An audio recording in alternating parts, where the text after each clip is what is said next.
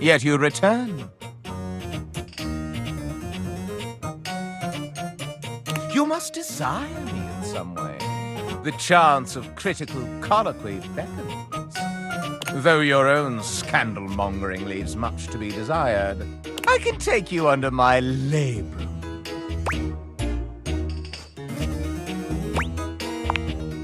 Not yet, not yet. There are more important matters to attend to. But, tell me, when I spoke of polishing my knob, do you even know what that is?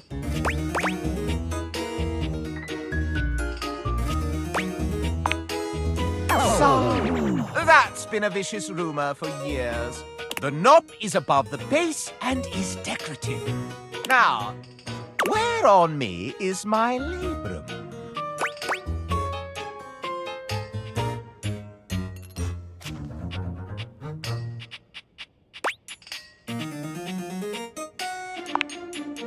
Indeed, my labra hold the sacred flame aloft. Last, a capital may mean an uppercase letter or an exclamation for a lovely thing. But where is the capital on my corpus?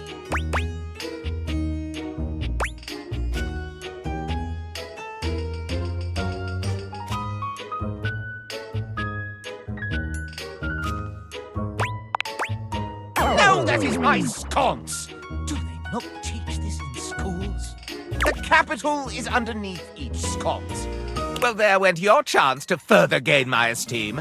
A mere single question correct about my anatomy? For shame. Allow me to tally up my feelings for you. I deem you not yet worthy of my inner victim.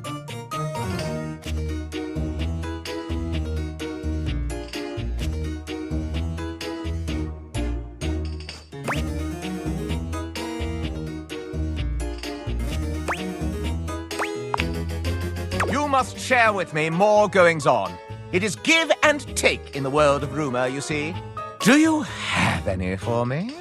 You return. You are rather jejune in your jests. But to become one with a path of scandal, you must give as much as you take.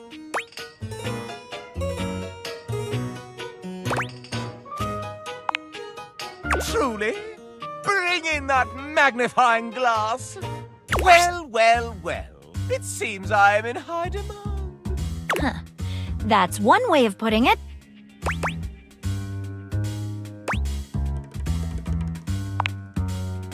Me? Why ever would I make such an allegacious allegation?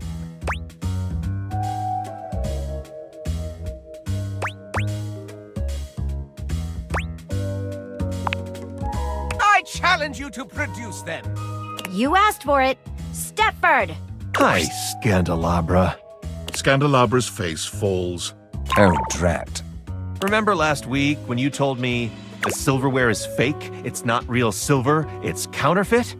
I have a faint recollection of such an occurrence. I remember it clear as day. You started the rumor, not me.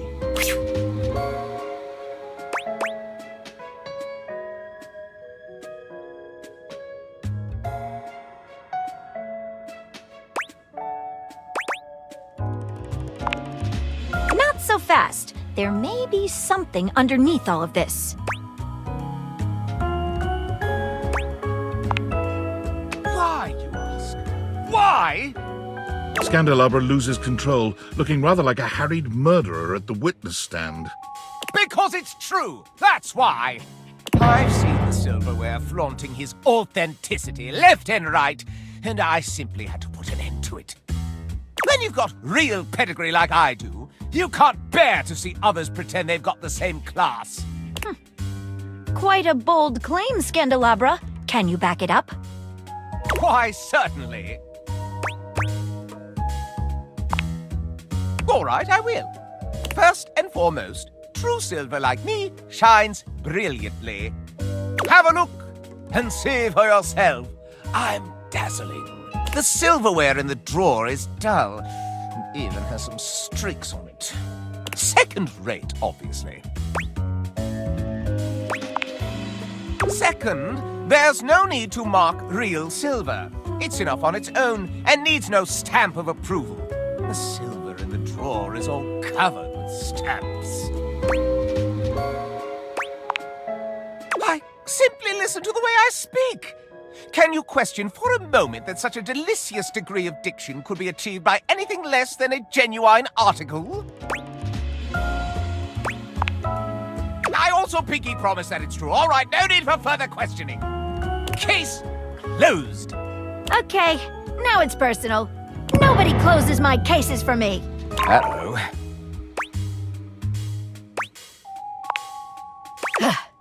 Indeed. Let's separate fact from fiction and flush out the fraud. Where should we start?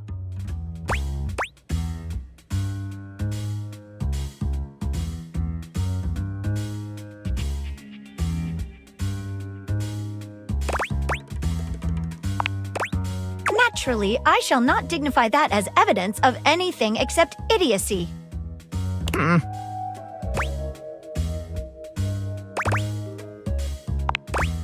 What's your opinion?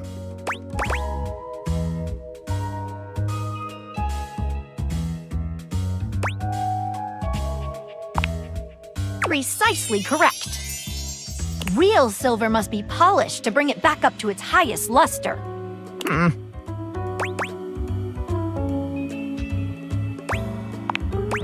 What about it?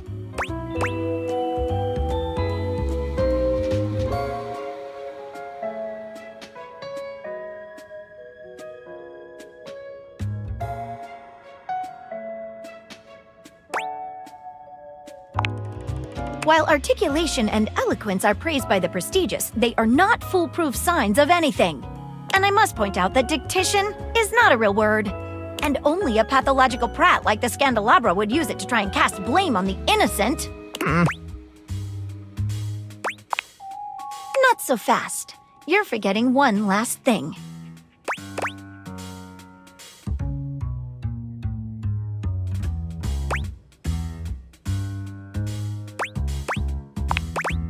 Real silver is stamped in order to affirm its authenticity.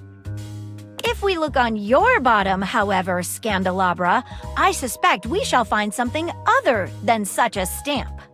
Oh no! Not my... Maggie slips around the Scandalabra, grasping his coat in one hand and lifting it to inspect his posterior. Aha! There we have it! Not a stamp of sincerity, but the note of a knockoff. Oh, the shame!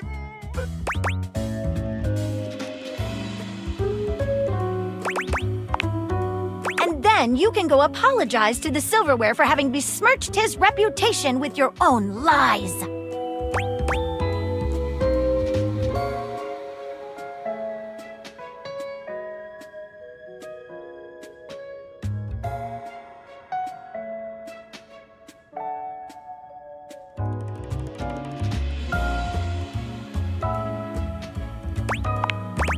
Scandalabra's expression goes entirely blank. All right. I know what I've lost. I'm not really a so-called Scandalabra. I'm a completely ordinary, cheaply made knockoff from Freehold, New Jersey. I just want to be special, you know? When you're mass-produced, you just get that urge to strike out on your own. Rebel knows how it is. Shut up, cuck. Okay.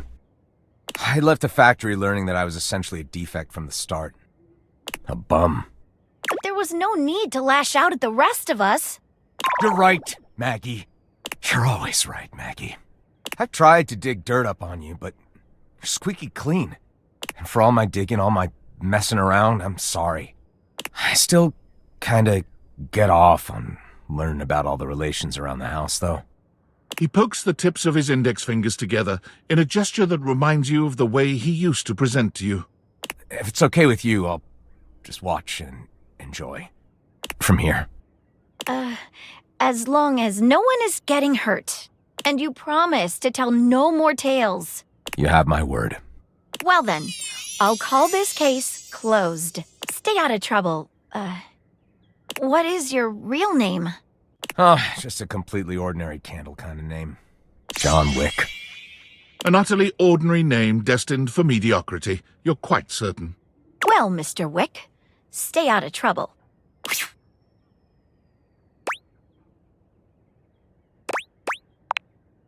You were wonderful.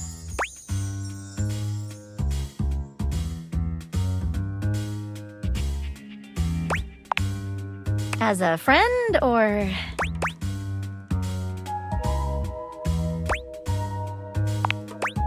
Sounds good. See you on the next one. Maggie leaves you, seemingly unwilling to resolve your relationship in the presence of the disgraced Scandalabra.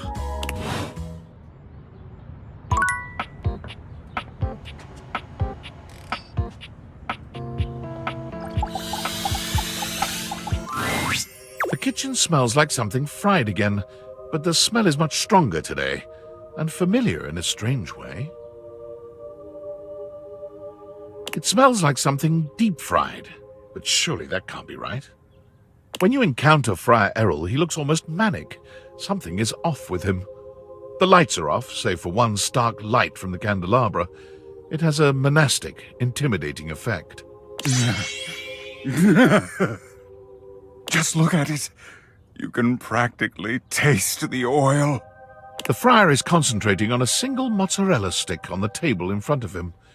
It looks quite fresh. Oh, hey, mozzarella sticks. Oh, to be so blind, to be so unaware. The grease devil has speared you with his oiled pitchfork, and you are so oblivious you cannot even squirm. But what am I saying? I know my own strength.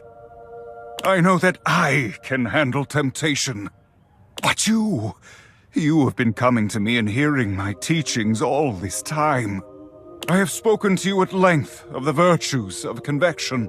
Show me here and now that you have taken my teachings on board, that you have pulled back from the brink of oily oblivion. Friar Errol suddenly lifts the mozzarella stick and brings it to your lips, a wild look in his eye. Now you will face true temptation. Resist! Friar Errol holds the mozzarella stick to your lips in a way that can only be described as threateningly erotic. He takes your chin in the other hand, his nostrils flaring and his breath coming faster now. Resist!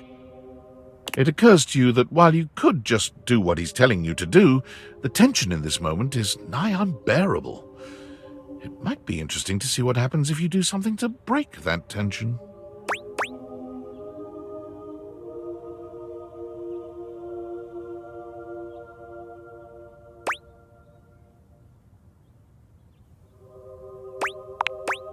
You're not made of stone.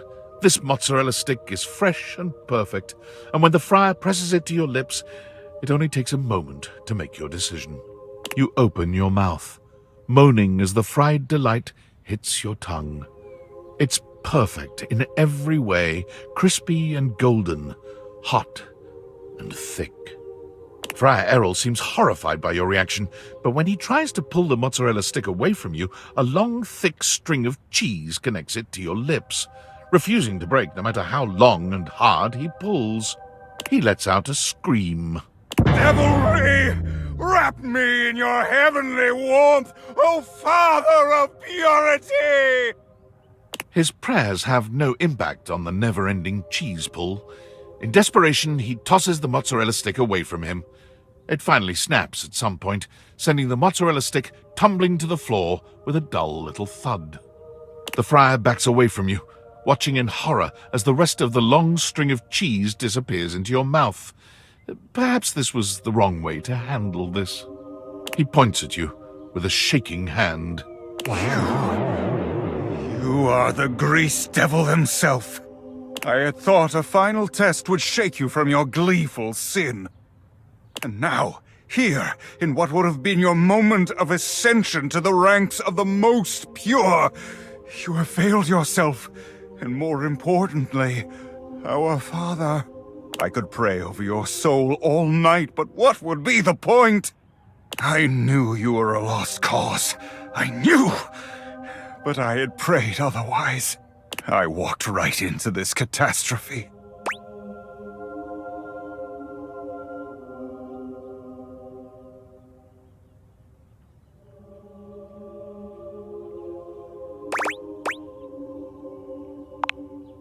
I knew you were a lost cause from the start. This was your chance to redeem yourself. You failed, and you failed gleefully, enthusiastically. Anything you do now will be meaningless. You have betrayed me, yourself, and our Lord. Normally I pray for you, but I do not see any point.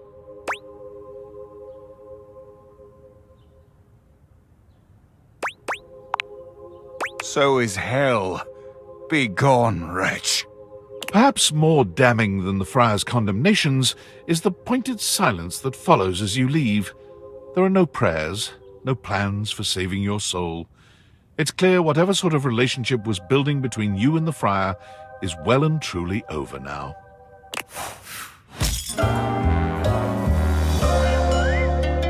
Be gone, grease devil's puppet.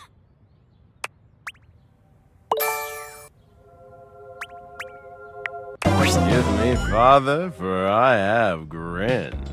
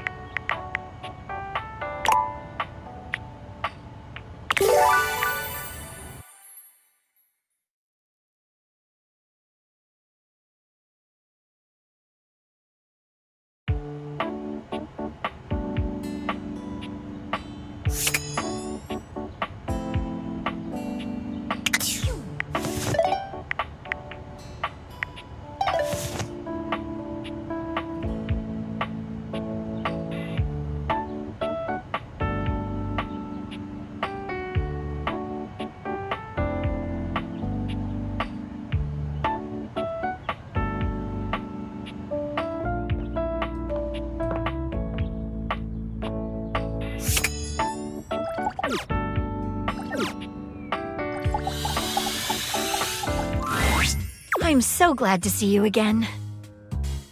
After the Scandalabra case, I haven't been able to get you off my mind.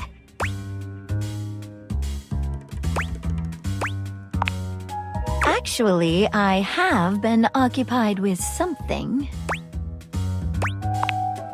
You know, I feel like I can finally trust you enough to share something with you.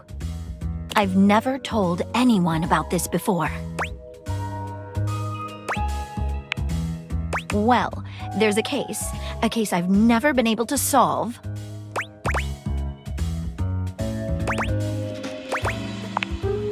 Which is why it unsettles me so much. In spite of everything I've tried, it's escaped me. It haunts me. You already know what it is. It's the mysterious case of Sinclair the Sink. Or should I say, Martin Applegate. Are you sure you're up for this?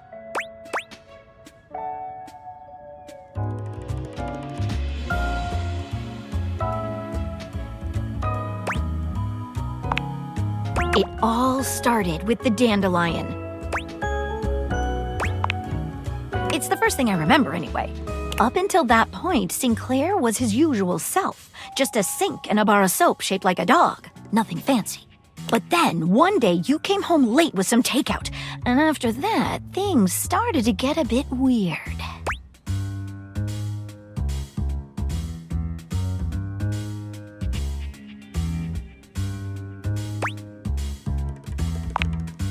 Yes, you must not remember. Perhaps it was one of those ghost kitchens?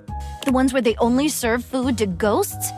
Just a detail I remember from the night Sinclair changed. He started insisting that everyone call him by the name Martin Applegate. And then rumors started going around about all sorts of strange things he was saying.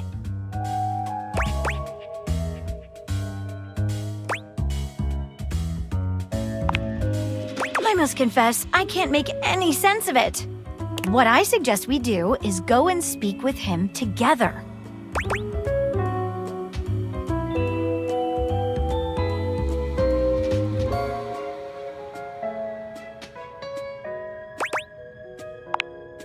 Excellent. If you'll bring me to him, we can take things from there.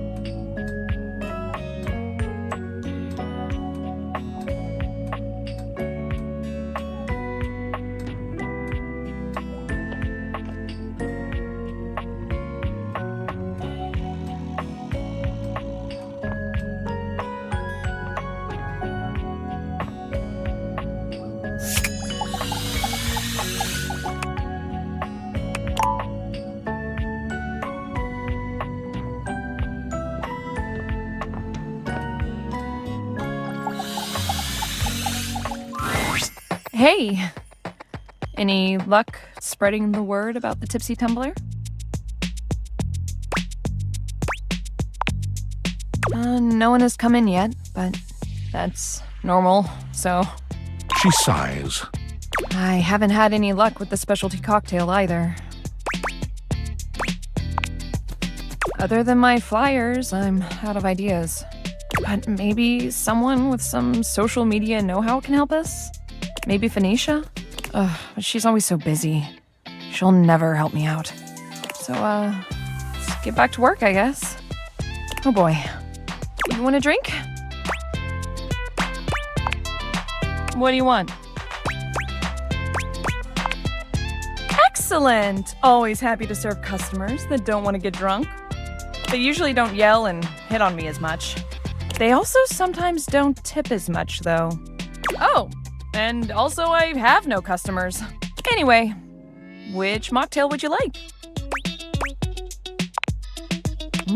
Smart. You'll get sugar, mint, and lime flavors all in a nice tall glass.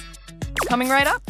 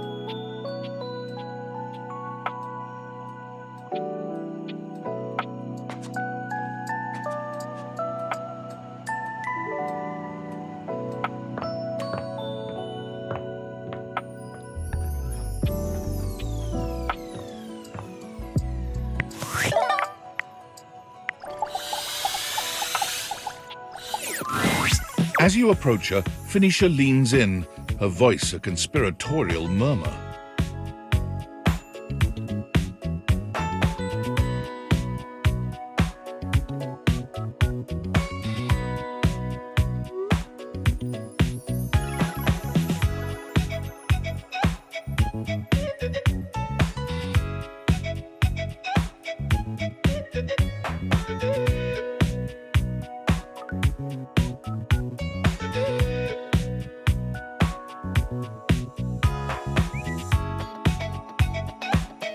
Listen, I'm not usually one to eavesdrop.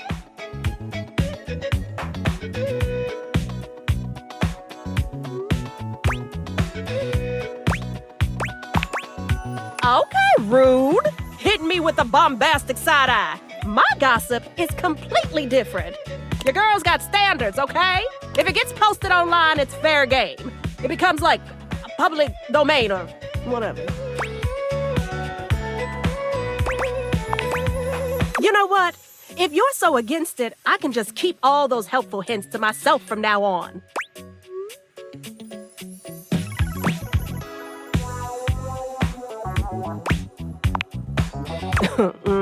That's what I thought. So, like I was saying, I overheard you and Beverly talking about the Tumblr, and I think I might be able to help. I mean, if there was a cute new spot with placebook-worthy specialty drinks and good lighting, and even I didn't know about it, she definitely needs it. We gotta drag her advertising into the 21st century for starters. All it takes is a few well-framed shots of the decor, a lineup of the best stuff on the menu, and a little voiceover from a beloved internet personality. Instant FOMO. Line out the door. Guaranteed. Trust me.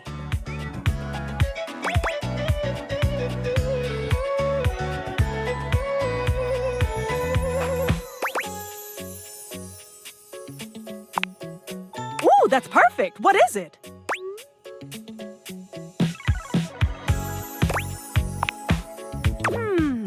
Ooh, Oh, okay. I've got this. I'll check back with her soon, though, because this is gonna blow up. But first, you gonna need to tell me exactly where her bar is. Seriously, she doesn't even have a Kelp page.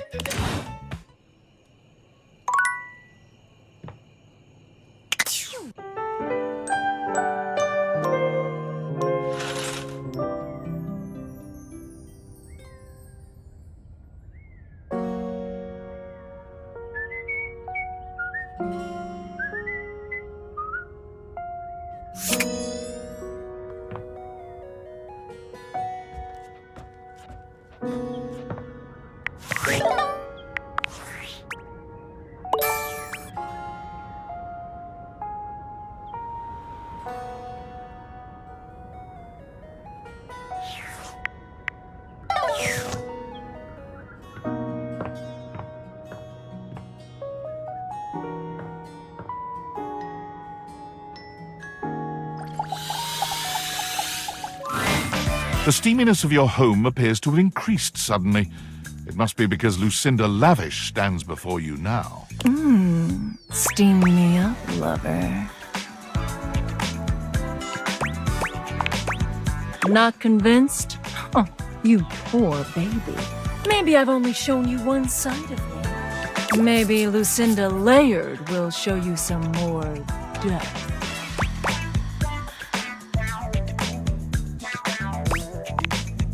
Layers upon layers. I have one of the most complex pathways in this game. There are more types of Lucindas than anyone else. As long as there are words that begin with L, there will always be more layers to me.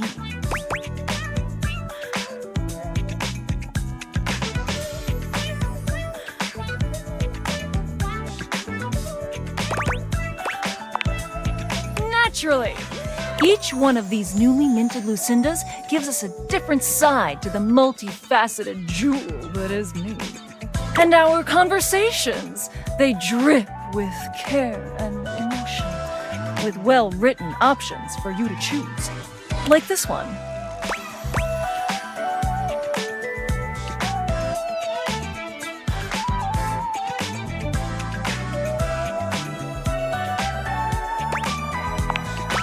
And for each option is a well-crafted, meaningful response like this one. For this reason, I award myself Best Screenplay, Lucinda Layered. Oh. Tell me, do you agree?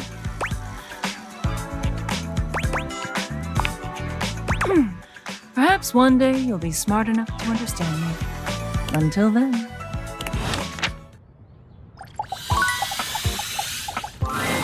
Hello again, my love. Got any traveler stories for me?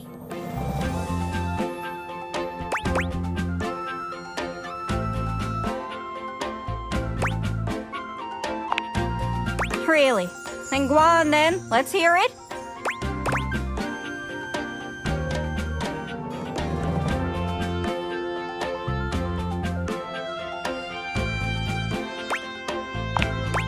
Oh! Salam, Gaia. Oh, goodness, look at you! I will regale you with a fact about my homeland of Iran. Persian weddings are marvelous affairs. They have a beautiful ceremonial spread called sofre aqd. It's got spices, coins, desserts, and best of all, a large mirror as the centerpiece.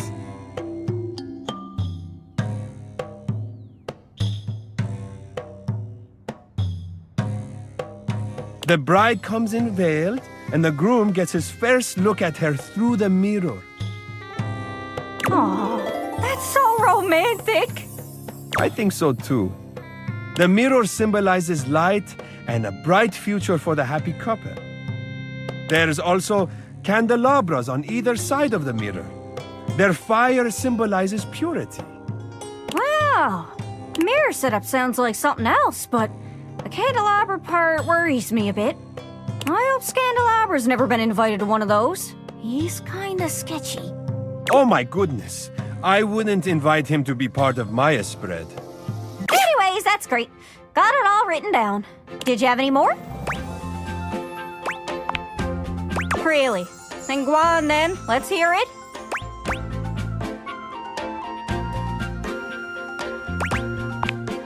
Pretty sure everyone knows that. You can hear them all over the house. Including here! Jean-Louis is here now. Oh! Jeez, boy, scared the mountains off me.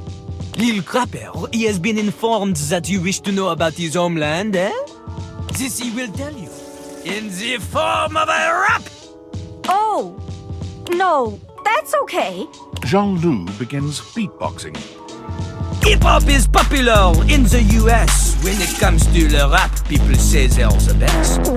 But the French start to lash out with their silver tongues. You think we're second place? We're second to none. You come for my people? The battle is on! Flashed out with a face full of very Berlin. Jean-Loup leans over and does a call and response with himself. Verlon! Verlon! Qu'est-ce que est Verlon? Verlon is a well-word new language is drawn. If the syllables permit, you turn and reverse it. The meaning's the same, but you change how it's worded. So, you take the syllables of a word, but then you swap them. So, example, music becomes zikmu. It means the same as before, but now it is backwards. Now it is spicy. Oh, okay. I get it, I think. That's cool. Or I guess, cool? Nah, that's Pig Latin. Doesn't really work in English, huh? No! This is one of the reasons French is the best language! And so Jean-Loup uses it now to bid you... Oh! Anyways, that's great. Got it all written down. Did you have any more? Really? Then go on then. Let's hear it. That's lovely. What's all this then? Oh, that's one of the things they say over there. Rubbish. Oh, keep going. You having a laugh? I'm taking the piss. Listen, you two. Canada and America are beholden to England for smithing and refining the language we're speaking right now, which is called... English.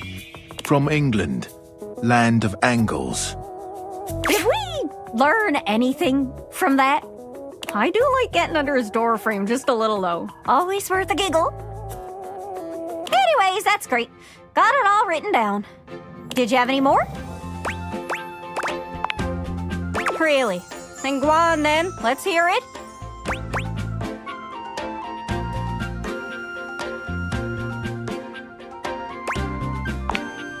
That's far. Darling, allow me to tell you about my homeland, Nigeria. As is my duty as a performer, I have brought only the most incredible and spine-tingling facts spoken to you in a most arresting manner.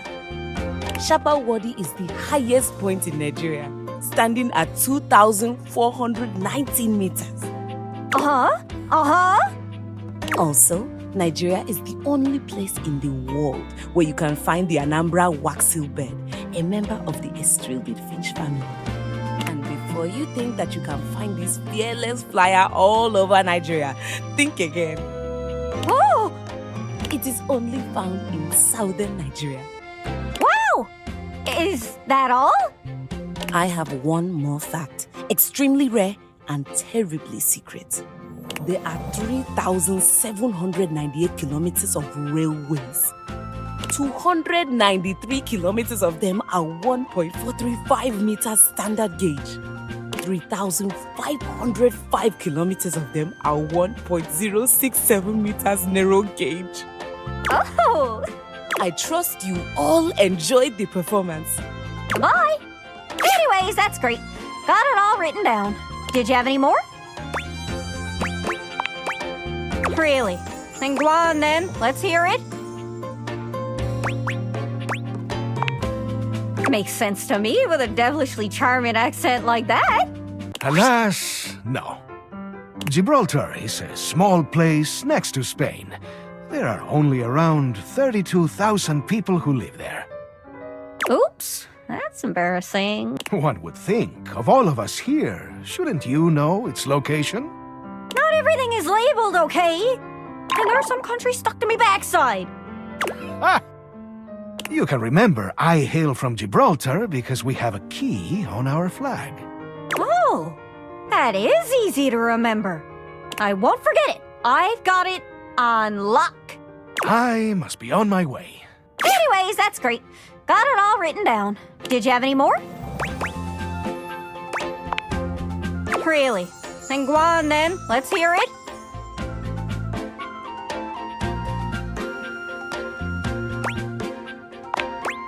Wow! It's true. It's brewed from a special kind of bean. Oh, yeah? Is it magic? Are they magic beans? Kinda.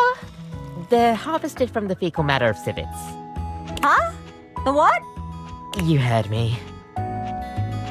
Gross! It's supposed to be a delicacy. That's poop from a butt. And it's pretty expensive. Why? Well, to each their own, I guess. Suppose I might try the poop coffee if I had the chance. But if it's that expensive, man, I don't know. Still, what a wild factoid. Let me just write that right over Singapore on my map. Poop coffee. Probably not the most flattering factoid. Well, if they don't like it, they should stop drinking poop coffee. Well, the coffee I serve here is poop-free, thank you very much. Anyways, that's great. Got it all written down. Did you have any more? Really? Then go on then. Let's hear it.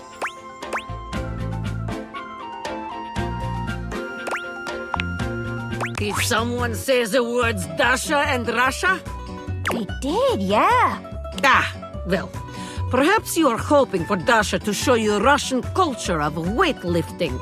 Just give us some fun facts. Well, tell me, little globe, are you familiar with Russian fox experiment? What? No, tell me. Were they turning people into foxes?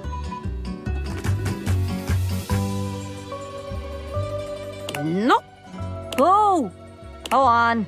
A Russian geneticist started the experiment to see if one could domesticate foxes.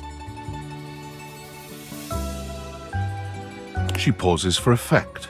Well, could they? To put it simply, yes. But it was a complicated experiment.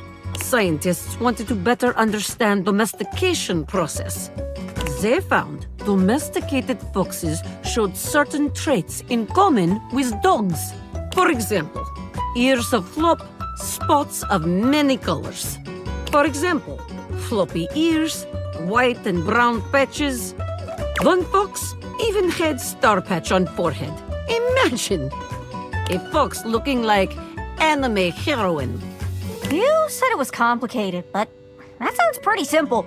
It is very complicated. I am simply good explainer. So, what else did they learn about the domestication then? Many things. Such as? You know, there was, the domestication, it is complicated. An awkward silence falls.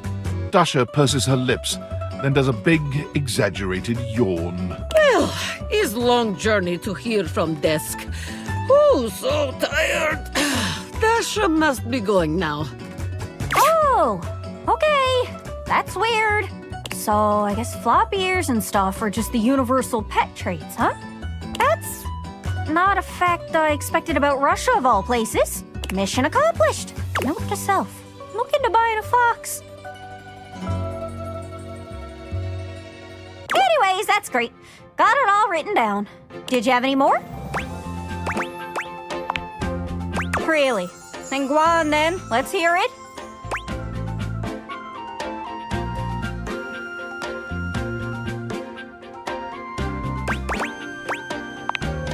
Go on, sure. Okay, if you say so. Sorry, Ducky. Sounds like he was pulling your leg. He just doesn't have that same something that the other travelers do. Yeah, sorry. Anyways, that's great. Got it all written down. Did you have any more? Really? Then go on then. Let's hear it.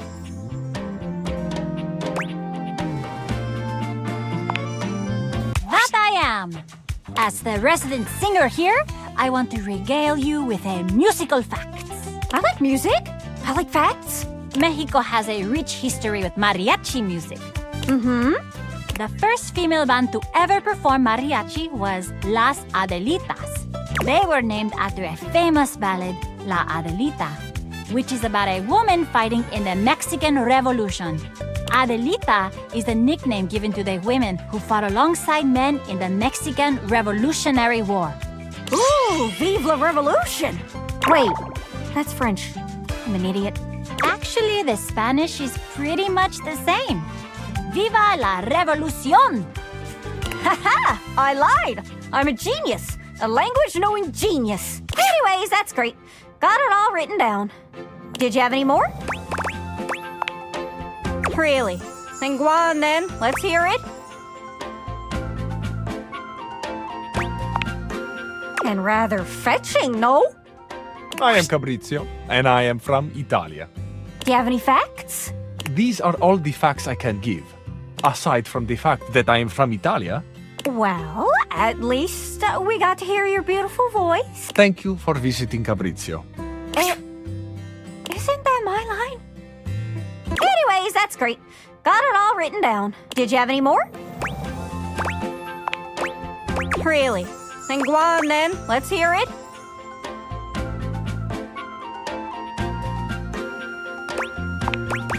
Oh, I've always wondered where Jacques was from. Wondering about me without my permission, eh? Oh, I'm sorry. I am from the sea.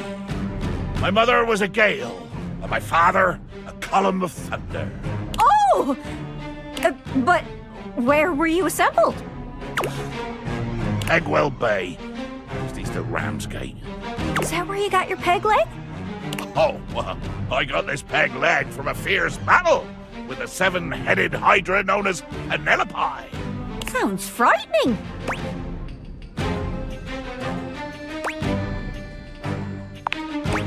And I know more about that ocean than your painted swells can ever tell. Oh yeah? Try to out-ocean fact me. Well, when a sailor scrubs the deck of a ship at sea, the goal is to scrub the salt water deeper into the wood, because it prevents wood-eating bacteria from growing. I do all the scrubbing myself, as my own crew seems to be on permanent bloody holiday. Okay, fair enough. Didn't know that. Most of my ocean facts are about how cold and murdery it is. And also how water in our bay is totally toxic for a long time because we dumped like 500 years of sewage into it. Whoops. Aye, sewage. The true scourge of the seas. Anyways, that's great. Got it all written down. Did you have any more? Really? Then go on then. Let's hear it.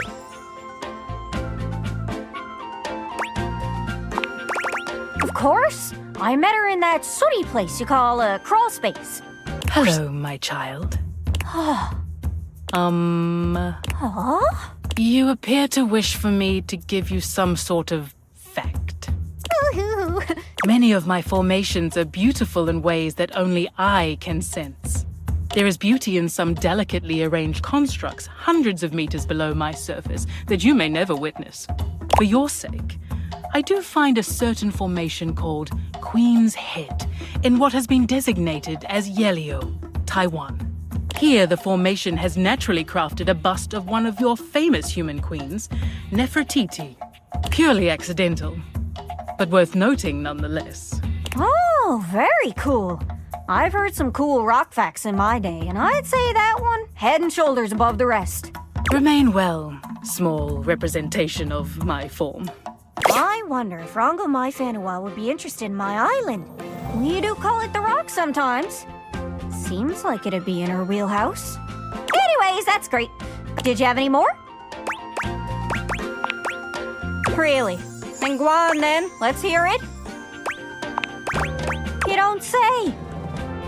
Did I just hear someone about to talk about textiles? I am from Mexico, which has a long history of textile work, stretching back 3,500 years. Stretching back like fabric. I am so funny. Don't worry, I love talking about fabric. Humid areas use cotton for clothing. Drier climates like Mexico use fiber from plants like yucca. Yucca. Why does that sound familiar? Oh! Does that grow in the Yucatan Peninsula? Is that why it's called the Yucatan? I hate to disappoint, but long ago some conquistadors asked the locals what their land was called, and they said something that sounded like Yucatan, which meant, I can't understand what you're saying. Kinda sounds like an old wives' tale. Yeah, probably. Still pretty funny, though. Anyways, that's great. Got it all written down. Did you have any more? Really? Then go on then. Let's hear it. No. Some travelers just have accents. He and Washford were cut from the same cloth. Metal too. He just plays it up for the fans. Anyways, that's great. Got it all written down. Did you have any more? Really? Then go on then. Let's hear it. Noreg. Sorry? Norway. Oh, I see. Noreg is the word that your brethren used to name your country. You look fierce, Kristoff. Where are you from? Oh, hell.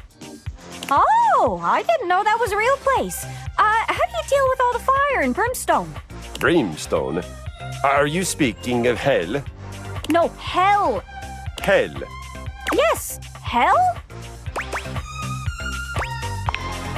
Hell is the town where I was made. Hell is the place you will go when I am done with many, many violences upon you. Upon me? How else do you think I will conquer the world if not on a globe first?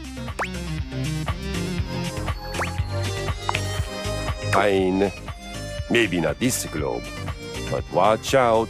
Other representations of the world. Should I be afraid?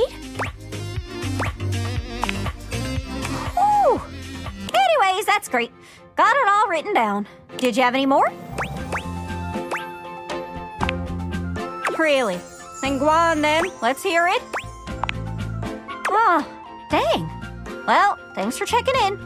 Did you need any hints on where to find more travelers? I got a general sense of where they are. Let's spin me around and see who I can find. Whee! Well, most TV comes from the US, but I know you watch anime sometimes. That's from overseas. I don't suppose you got any merchandise, do you? Hope that helps. Sorry, I'm still a little scatterbrained. Good luck. Don't get lost.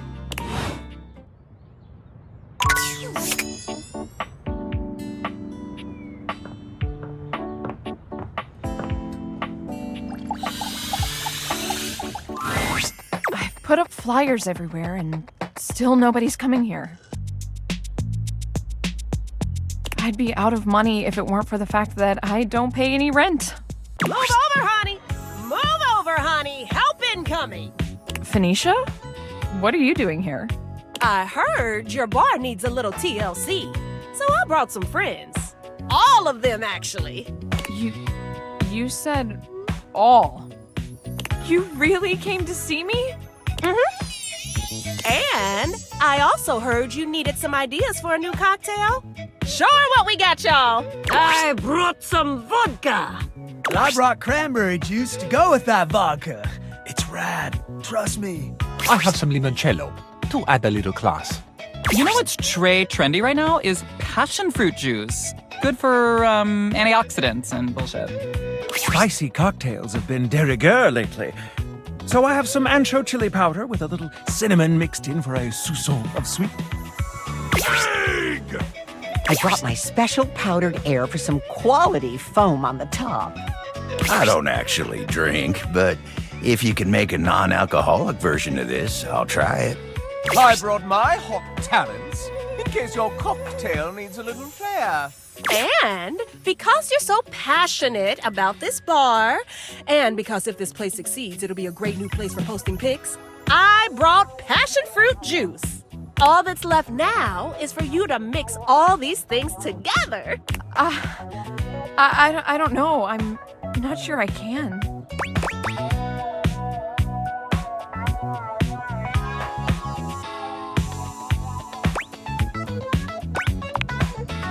Oh, no pressure then, huh? Beverly gathers together each disparate ingredient, slicing, squeezing, shaking, and mixing them into a drink that at least looks decent. How it tastes remains to be seen. One final touch. Scandalabra, would you please toast a little heart shape on the top? But of course. Scandalabra lights a thin flame at the end of his fingertip, drawing a little heart into the drink. Okay, I think it's done. Everyone, drink up.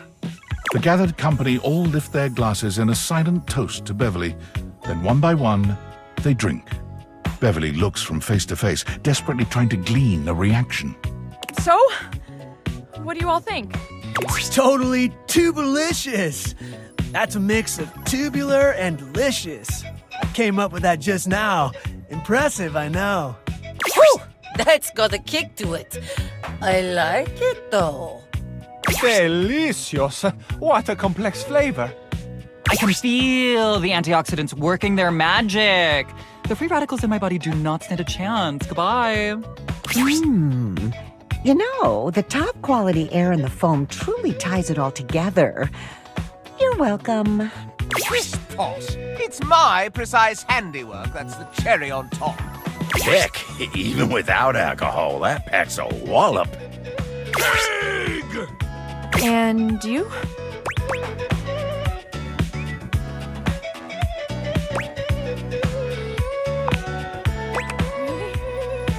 Oh, thank God. Wait, hold on. I need to take a picture of this first. Woo, my followers are gonna flip when they see this. Did you hear that? Word of mouth advertising right there. Whoa, is this what hope feels like?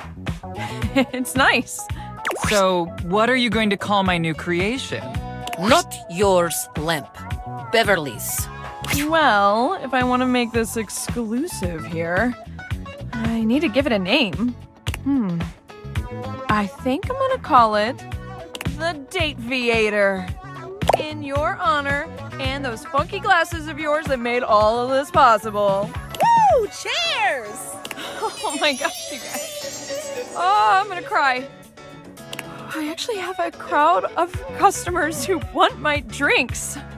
And as a thank you to everyone here who helped me when I needed it the most, drinks will not be on the house because I really, really need the money. And everyone was happy to pay.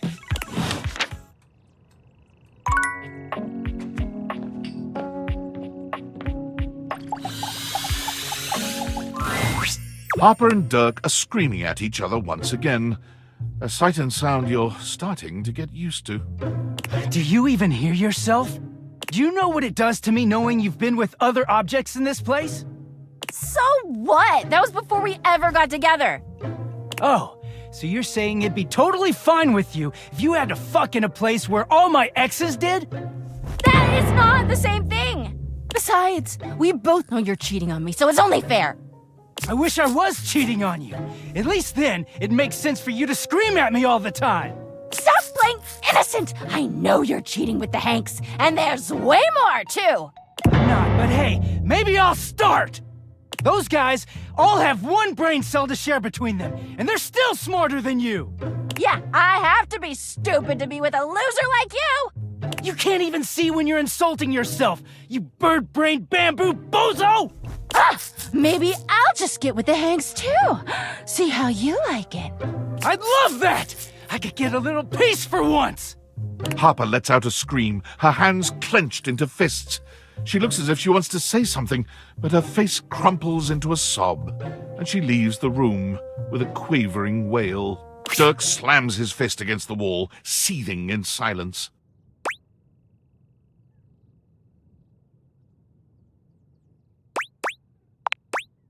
Do I? I don't know sometimes. None of what she says is true. She lost one boyfriend once to shit that was outside my control. Nothing to do with me. She doesn't say it, but I was there when Chappie got washed. We weren't together back then, but I'm positive she blames me for it. Like I could have fucking done anything about it.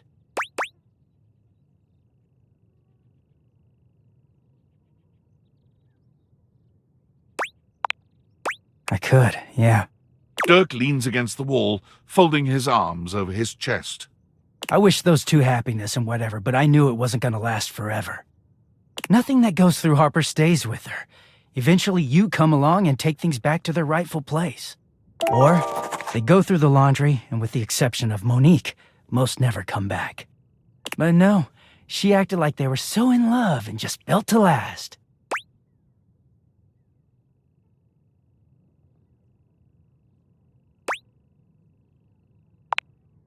Well, yeah. The ghost of Chappie is hovering around us all the time. Chappie never hurt me. Chappie never cheated on me. Chappie's lips were the softest material on earth. You dated for weeks. You didn't even know his favorite color. I know because I had to listen to their mind-numbing conversations. You know, Chappie wasn't even his real name. His name was Chapsworth L. Stick. She gave us rhyming nicknames. She thinks I have no idea what their relationship was like, but I saw it all. And she literally says and does the same things with me. Except she worshipped Chappie. She screams at me for not being Chappie, even though she just subbed me in.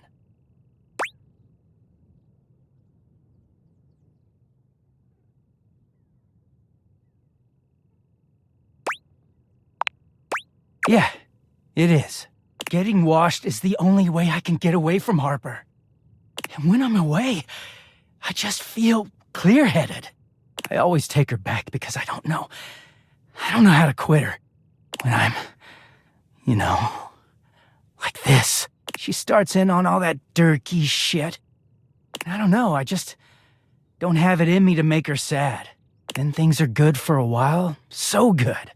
Then I look at her wrong, or say the wrong thing, and she goes off on me. It's like she's just waiting for me to fuck up so she can unleash. This stuff with the Hanks, they're not even my type. I don't know where she gets it from.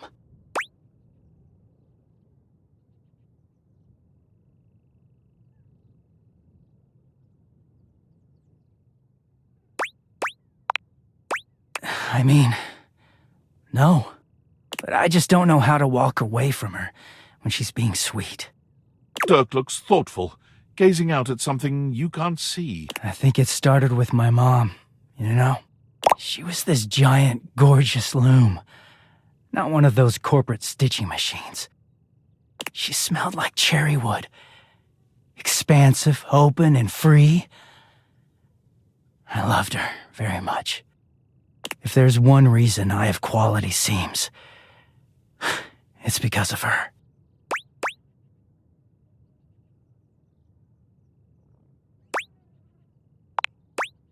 She was. But free spirits aren't always great parents. Like, okay, I believe she loved me at the time.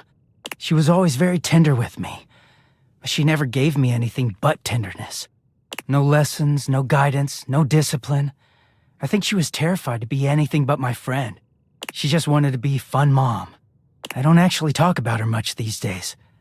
Harper never cared to ask, and it pisses me off. I haven't seen her in years now.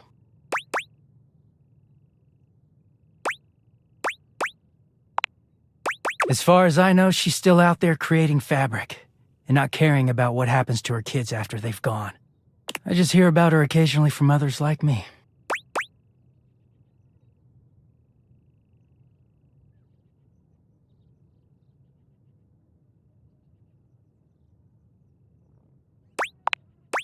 It all makes sense, doesn't it? Harper hurts me, but there's way more to her love than just tepid, safe support. If you can get mad at someone and show up to their place screaming and trying to beat the door down, I don't know, it's not healthy, but fuck, it feels real. There's a stake in that relationship. I don't think Mom would ever have gone to all that trouble for me. He sighs, pushing back away from the wall. Talking to you has definitely made me think about some things. I'm gonna go. Thanks for listening.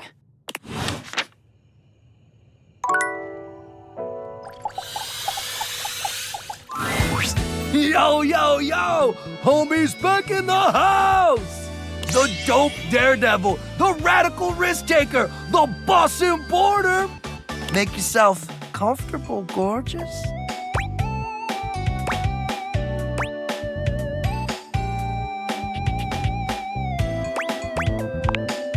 Again. Not a closet. The adrenaline den. Probably just follow the vibes. Anyway, don't mind us, Broseph. We're just inspecting our equipment for today's epic outing. It's gonna be so freaking epic, dog! Got any equipment you need us to inspect? I promise we're very thorough.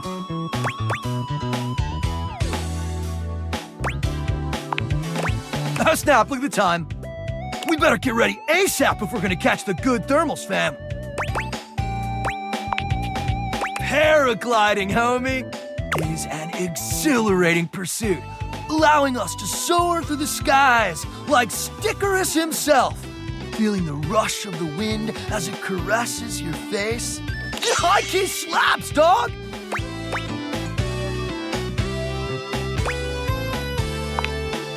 Oh, Stickers definitely died. From too much Riz! It's gonna be totally worth it. Even though we might not all come back. Haha, no, we're definitely all gonna come back. What a kidder. Red Bull would never have us do something dangerous.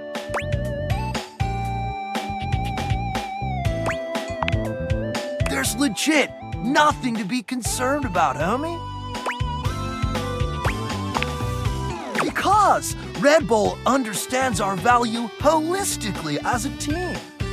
And there's no team if something dangerous happens to one of us. We're irreplaceable! Except for Hank's number 6, and Hank's number 7, and Hank's number 8.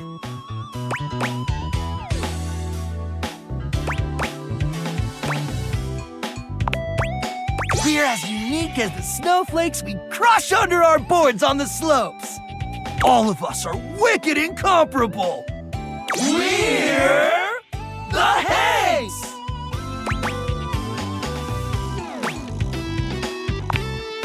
Look, we don't know what kind of Discord you're trying to set up here, bro.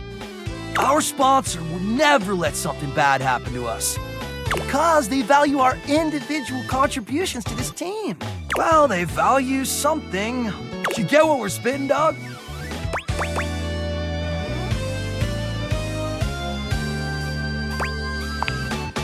So what do you say, brah? Gonna come paraglide with us? Or sit it out like some kind of lame-o? Suit yourself, house homie. But you're missing out on some bossin' thermals. Thanks? Oh, yeah!